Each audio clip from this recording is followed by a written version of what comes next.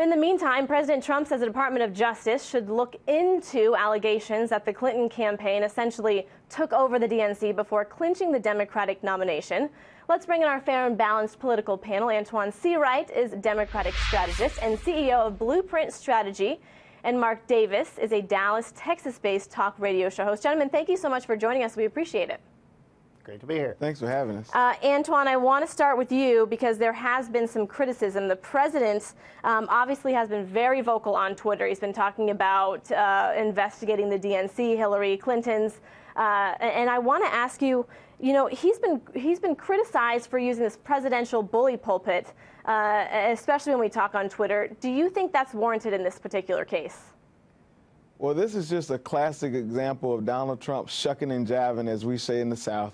The bottom line is he's acting like a dictator, but in a democracy, the president doesn't have a right to call for the prosecution or even the jailing of his political opponent. This is just Donald Trump being distracting chief, which we know he is very good at doing. He wants to talk away from the real issue, and that's Russia and his campaign ties and their lies about their involvement with Russia in the 2016 election.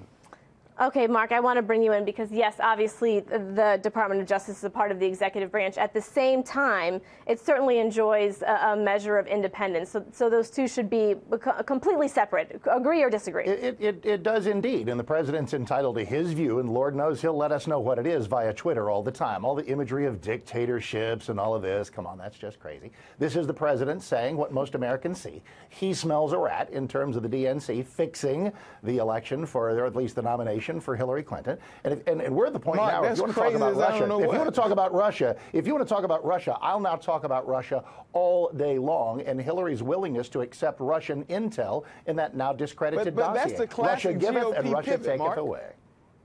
Mark, but I'm curious, you know, GOP pivot. It's a pivot okay, to the Antoine, truth, I want to bring you in because we talked a lot about, and your argument is that it's a big distraction, especially from the Russia investigation. But for folks at home, what do you want them to be focused on? Because when we talk about the Mueller investigation, I mean, it's expanding. We see Tony Podesta in there. We see a former GOP congressman. So it's an expansive investigation, and it's not going anywhere.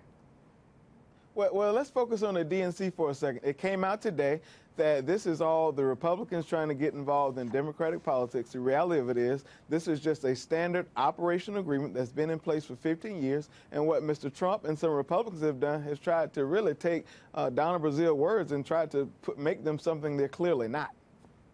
All right, I want you to respond to that, Mark. I'm really glad to put this entire thing, I'm glad to put that behind us and answer your actual question, which is about Russia and the Mueller probe and all this and where this all goes. Let's stipulate that all the Trump supporters want Russia to go away, want the Mueller probe to go away, and all the Trump critics want it to be Watergate 2.0. Let's objectively look at what we have. Paul Manafort could be in big trouble. He may deserve to be in big trouble. And as for this Papadopoulos guy, this unrelated is to the campaign, obviously. It was a no, that's not wannabe true. climber. That is not true. He is related to the campaign. He's a former advisor to the campaign. You can't say he was not. There are a ton of people who are advisors to the campaign. campaign. That does not put any of this focus on Trump. None of this sticks to Trump at all, no matter how much you might want it. Well, we don't know because the investigation is not complete. The fact of the matter is he was a foreign policy advisor to the campaign, seen in pictures with Mr. Trump, and under his testimony that he's given to the FBI, he has talked about his involvement with Russia and the campaign. Of course he did, because he's a big climber, up-and-coming guy,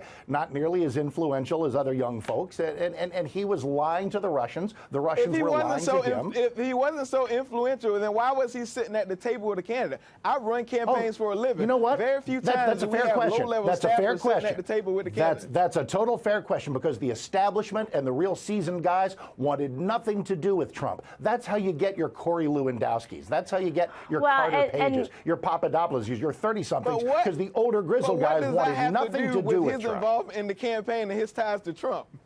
Well, there are no ties to this particular has obviously responded to that particular meeting and whatnot. Gentlemen, unfortunately, I have to interrupt you. We're up to get a hard break, and I want to be the interrupt you, not the computer. So, Antoine and Mark, thank you so much for joining us, gentlemen. Certainly a conversation that is not going to be over anytime soon. Thank you. No, thank you. Appreciate it. Thank you.